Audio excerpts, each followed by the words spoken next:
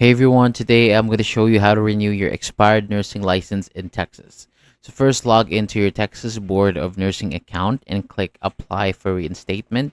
And before you fill out the application, you'll need to complete 20 hours of continuing nursing education, which is CNE, through an approved provider. So once completed, save your certificates. After that, you can start filling out the application form, upload your CNE certificates, and pay the application fee. You may also be required to complete a criminal background check and submit fingerprints again.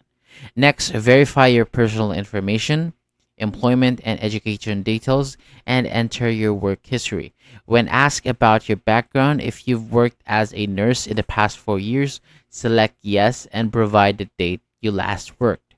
And once you uploaded your CNE certificates, click save and continue. And finally, you'll be redirected or directed to the payment page where you can pay the required fees using a debit or credit card.